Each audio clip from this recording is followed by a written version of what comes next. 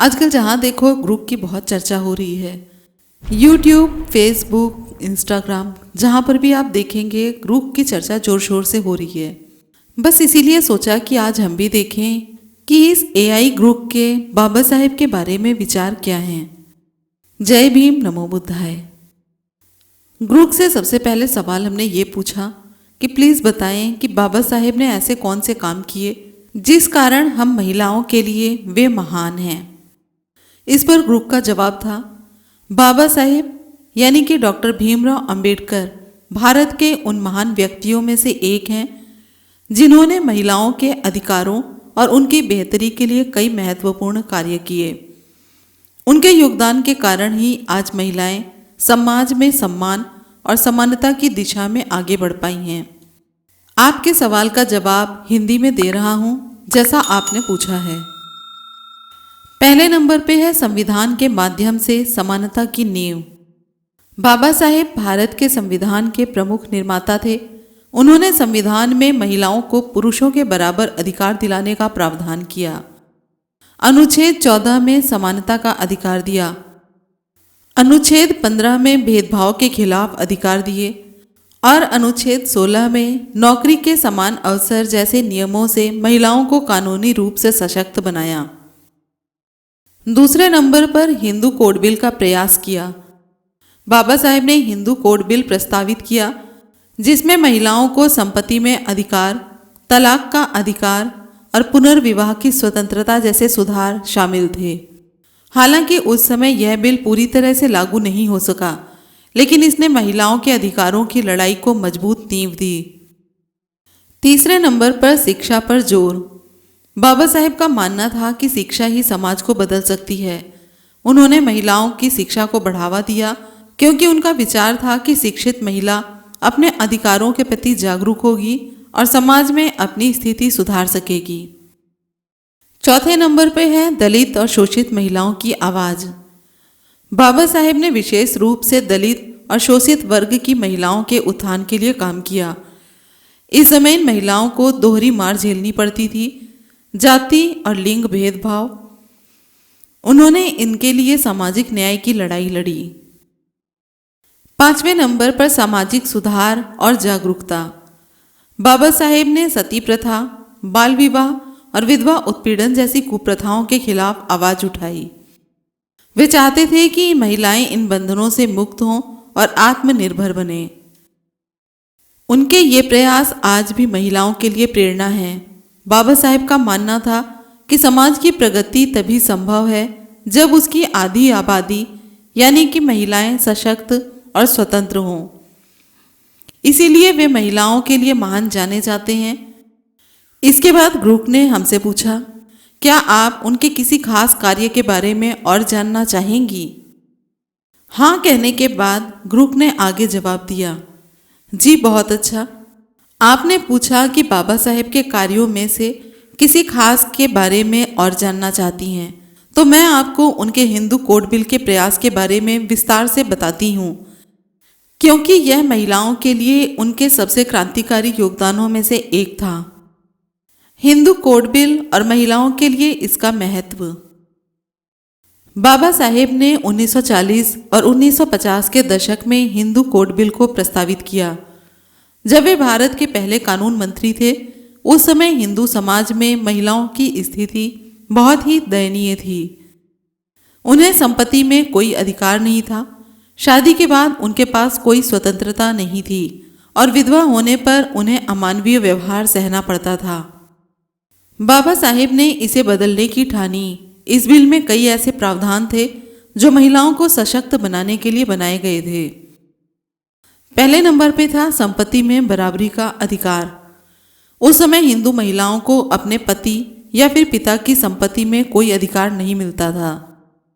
बाबा साहेब ने प्रस्ताव रखा कि बेटियों को भी बेटों की तरह संपत्ति में हिस्सा मिलना चाहिए। यह आज हिंदू उत्तराधिकार अधिनियम 1956 का आधार बना। दूसरे नंबर पर था तलाक का अधिकार। उस समय हिंदू समाज में तलाक की कोई व्यवस्था नहीं थी। अगर कोई महिला अपने पति के साथ दुर्व्यवहार या दुखी जीवन से गुजर कर रही थी तो भी वह उस रिश्ते से निकल नहीं सकती थी।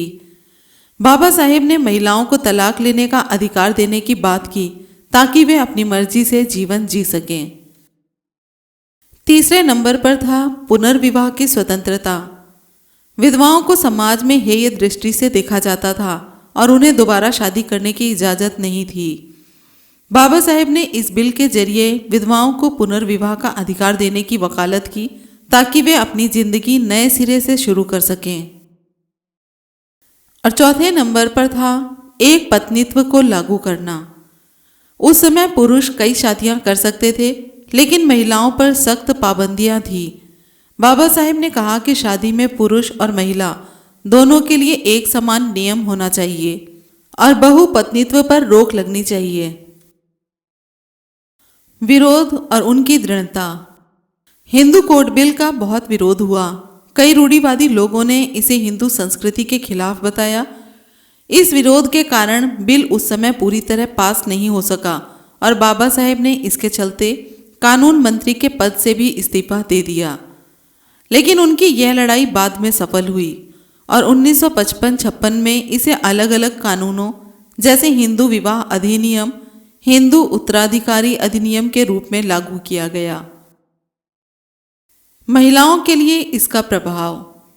इस बिल की वजह से आज महिलाओं को कानूनी तौर पर संपत्ति, तलाक और पुनर्विवाह जैसे अधिकार मिले। बाबा साहेब का सपना था कि महिलाएं पुरुषों के बराबर खड़ी हों और यह बिल उस दिशा में एक बड़ा कदम था। उनकी सोच उस समय के हिसाब से बहुत आगे की थी और आज भी हम उनके इस योगदान को महसूस करते हैं। इसके आगे ग्रुप ने सवाल किया, अगर आप उनके किसी और कार्य लाइक शिक्षा या दलित महिलाओं के उत्थान के बारे में जानना चाहें तो जरूर बताएं। हमारे हाँ कहने पर ग्रुप ने आगे जवाब दिया, जी बहुत अच्छा कि आप और जानना चाहती हैं। इस बारे में मैं आपको बाबा साहेब के दलित और शोषित वर्ग की महिलाओं के उत्थान के लिए किए गए कार्यों के बारे में विस्तार से बताती हूँ, क्योंकि यह उनके सबसे गहरे और प्रेरणादायक योगदानों में से एक है। दलित महिलाओं की स्थिति और बाबा साहेब की चिंता। बाबा साहेब के समय में दलित और शोषित वर्ग की महिलाएं समाज में निचले पायदान पर थी। उन्हें दोहरे भेदभाव का शिकार होना पड़ता था, एक तो जाति के कारण और दूसरा लिंग के कारण। इन महिलाओं को ना तो शिक्षा मिलती थी, न सम्मान और न ही कोई अधिकार। उन्हें अछूत माना जाता था और ऊंची जातियों के लोग उनके साथ अमानवीय व्यवहार करते थे। बाबा साहेब खुद दलित समुदाय से आए थे, इसीलिए वे इस दर्द को गहराई से समझते थे। इसके आगे ग्रुप ने उनके प्रमुख कार्यों के बारे में बताया, जिनमें से पहला प्रमुख कार्य था महाड़ सत्याग्रह, जो कि 1927 में हुआ था।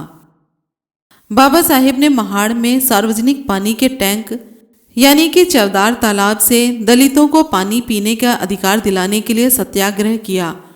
इस आंदोलन में दलित महिलाओं ने भी बड़ी संख्या में हिस्सा लिया। यह उनके लिए पहला मौका था कि वे अपने अधिकारों के लिए खड़ी हों।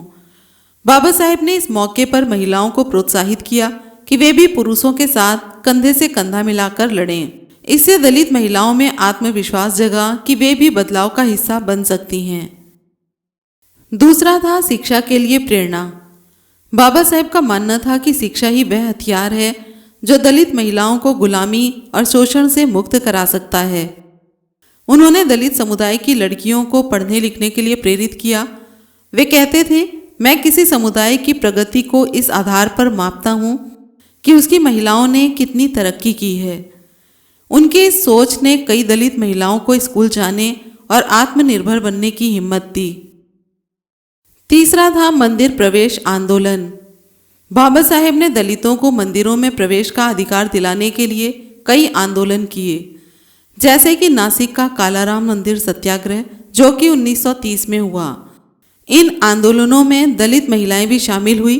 इससे उन्हें यह एहसास हुआ कि वे भी समाज में बराबरी की हकदार हैं और उनकी आवाज मायने रखती है।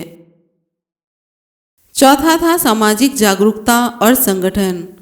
बाबा साहेब ने दलित महिलाओं को संगठित करने के लिए कई सभाएं और सम्मेलन आयोजित किए। उन्होंने 1942 में अखिल भारतीय दलित महिला सम्मेलन को संबोधित किया, जहां उन्होंने महिलाओं से कहा कि वे अपने बच्चों को शिक्षित करें और समाज की कुरीतियों के खिलाफ लड़ें।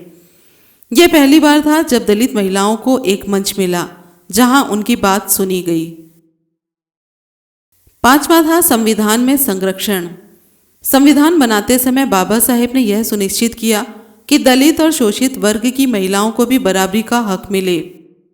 अनुच्छेद 17 जिसमें कि छुआछूत का उन्मूलन और अनुच्छेद 46 जिसमें कि सामाजिक आर्थिक रूप से पिछड़े वर्गों का विकास जैसे प्रावधानों से इन महिलाओं को कानूनी संरक्षण मिला। इसके बाद ग्रूक ने बाबा साहेब के प्रभाव और प्रेरणा के बारे में भी बताया। बाबा साहेब के इन प्रयासों से दलित महिलाओं में आत्मसम्मान की भावना जगी। वे समझ गई कि वे सिर्फ पीड़ित नहीं हैं बल्कि बदलाव की वाहक भी बन सकती हैं। आज भी दलित महिलाएं जब अपने अधिकारों के लिए लड़ती हैं, चाहे वह मजदूरी में बराबरी हो या शिक्षा का अधिकार, उनके पीछे बाबा साहेब की प्रेरणा काम करती है। उनकी वजह से ही आज कई दलित महिलाएं डॉक्टर, इंजीनियर, वकील और नेता बन पाई हैं। उनका एक प्रसिद्ध कथन है, शिक्षित बनो, संगठित रहो, संघर्ष करो। यह नारा दलित महिलाओं के लिए आज भी उतना ही प्रासंगिक है। एआई ग्रुप की नज़र में बाबा साहेब का ये महत्व आपको कैसा लगा, कमेंट में ज़रूर बताएं। वीडियो पसंद आई हो तो लाइक, कमेंट, शेयर करें और चैनल को सब्सक्राइब करें। फिर मिलेंगे एक नई वीडियो के साथ। जय भीम, नमो बुद्धाय, जय संविधान।